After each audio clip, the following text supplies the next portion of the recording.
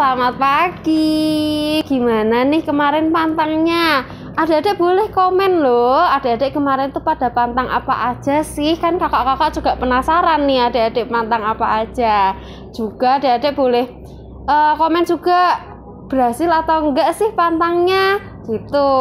Nah adik-adik pada pertemuan APP yang kedua ini kita akan belajar bersama-sama mengenai berbela rasa. Adik-adik ada yang tahu berbela rasa itu apa? Kalau nggak tahu, tonton sampai akhir ya, biar semakin jelas.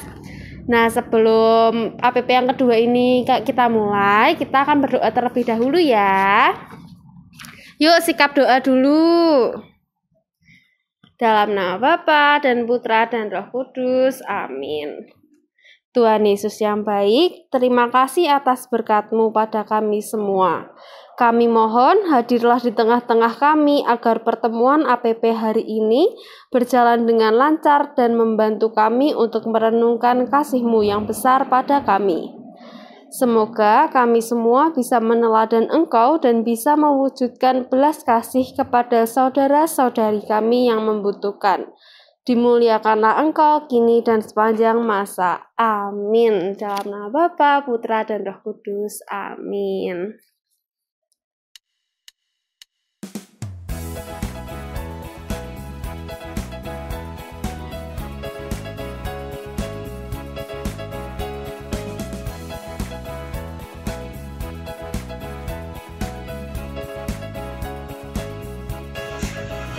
Jangan lelah bekerja di ladangnya Tuhan, Roh Kudus yang beri kekuatan yang mengajar dan menopang. Jangan lelah bekerja bersama Tuhan yang selalu menyembuhkan.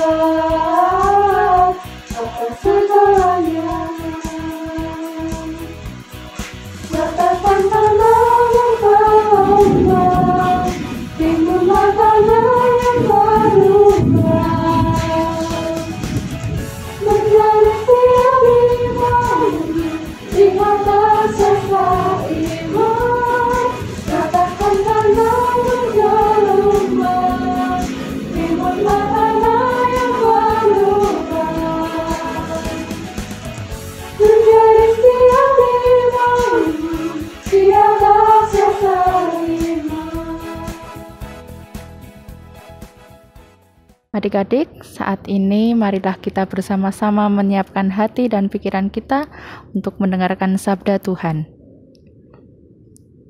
Pembacaan diambil dari Injil Lukas. Pada suatu hari ketika Yesus mengajar, ada beberapa orang Farisi dan ahli Taurat duduk mendengarkannya. Mereka datang dari semua desa di Galilea dan Yudea, dan dari Yerusalem. Kuasa Tuhan menyertai dia, sehingga ia dapat menyembuhkan orang sakit. Lalu datanglah beberapa orang mengusung seorang lumpuh di atas tempat tidur. Mereka berusaha membawa dia masuk dan meletakkannya di hadapan Yesus. Karena mereka tidak dapat membawanya masuk, berhubung dengan banyaknya orang di situ, naiklah mereka ke atap rumah, lalu membongkar atap itu, dan menurunkan orang itu dengan tempat tidurnya ke tengah-tengah orang banyak, tepat di depan Yesus. Ketika Yesus melihat iman mereka, berkatalah ia, "Hai saudara, dosamu sudah diampuni." Tetapi ahli-ahli Taurat dan orang-orang Farisi berpikir dalam hatinya, "Siapakah orang yang menghujat Allah ini? Siapa yang dapat mengampuni dosa selain daripada Allah sendiri?" Akan tetapi, Yesus mengetahui pikiran mereka, lalu berkata kepada mereka, "Apakah kamu pikirkan dalam hatimu? Manakah lebih mudah mengatakan, 'Dosamu sudah diampuni,' atau mengatakan, 'Bangunlah dan berjalanlah'? Tetapi supaya kamu tahu bahwa di dunia ini Anak Manusia berkuasa mengampuni dosa." Berkatalah ia kepada orang lumpuh itu, "Kepadamu kukatakan, bangunlah, angkatlah tempat tidurmu dan pulanglah ke rumahmu." Dan seketika itu, bangunlah ia di depan mereka, lalu mengangkat tempat tidurnya dan pulang ke rumahnya sambil memuliakan Allah. Dan mereka sangat takut, katanya, "Hari ini kami telah menyaksikan hal-hal yang sangat mengherankan." Demikianlah sabda Tuhan. Terpujilah Kristus. Sekarang, marilah kita mendengarkan cerita inspiratif yang berjudul Dua Malaikat. Di surga, hiduplah dua malaikat muda. Malaikat pertama bernama Yuniel, dan yang kedua bernama Malaikat Beniel.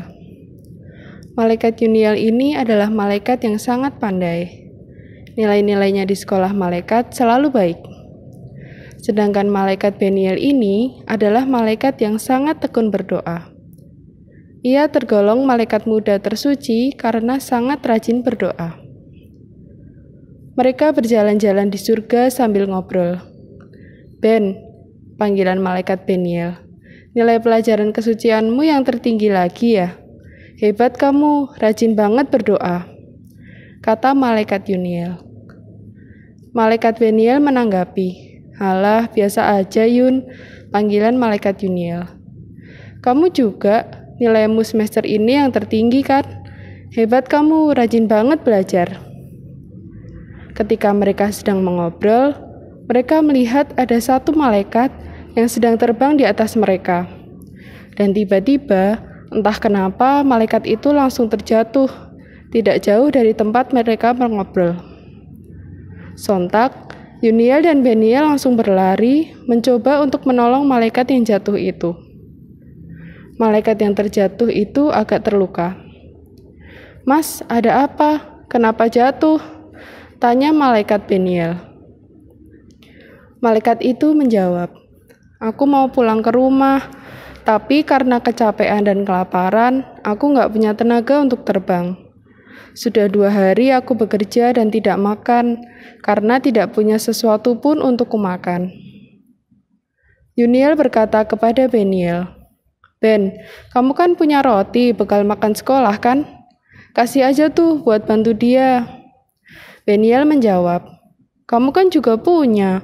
Kenapa nggak kamu kasih punyamu aja? Kenapa harus punya aku?" "Yun, kamu kan dah agak gendut.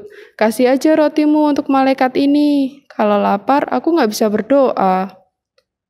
Yuniel menjawab, "Ya justru karena perutku agak besar gini, makanya perlu diisi banyak makanan. Kasih aja rotimu buat dia. Perutmu kan kecil, nggak butuh banyak makanan. Aku juga kalau lapar nggak bisa belajar. Kalau nilaiku jelek, kamu mau tanggung jawab?" Ketika Yuniel dan Beniel sedang berdebat mengenai roti siapa yang harus diberikan, tiba-tiba datanglah seorang malaikat lain membawa sepotong roti dan memberikannya kepada malaikat yang jatuh tadi. Malaikat ini ternyata adalah Malaikat Agung Rafael. Malaikat Agung Rafael memberikan rotinya. "Mas, ini makanlah rotiku." Melihat hal itu, malaikat Yuniel dan malaikat Beniel menjadi malu. Malaikat Agung Rafael berkata, "Yun, Ben." Mereka menjawab, "Ya Tuan Malaikat Agung." Sambil menepuk pundak mereka, Rafael berkata, "Yun, tidak ada artinya kepandaian tanpa berbagi. Juga untukmu, Ben, tidak ada artinya kesucian tanpa berbagi." Yuniel dan Beniel hanya bisa tertunduk malu dan berkata lirih, "Maaf." Adik-adik yang terkasih di dalam Kristus, apakah adik-adik pernah merasakan sakit?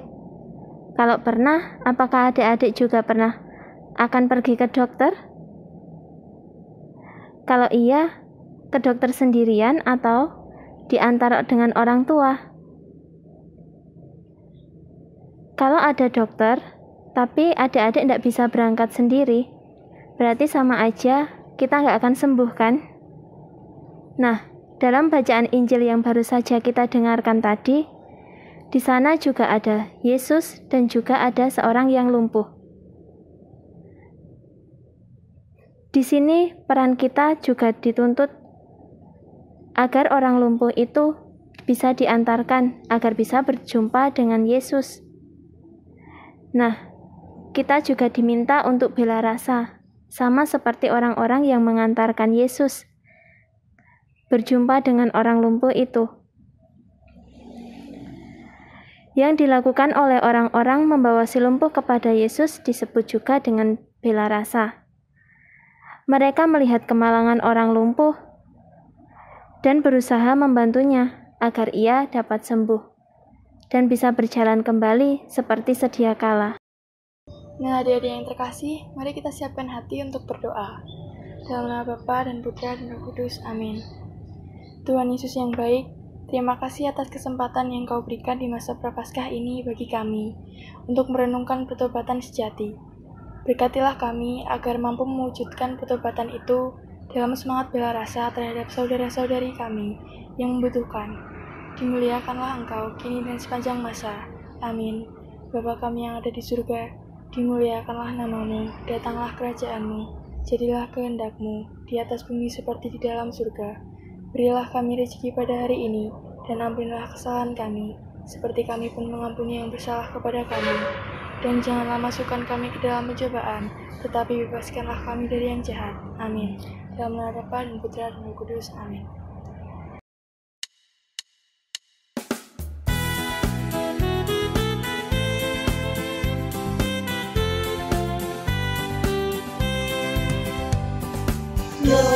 Itu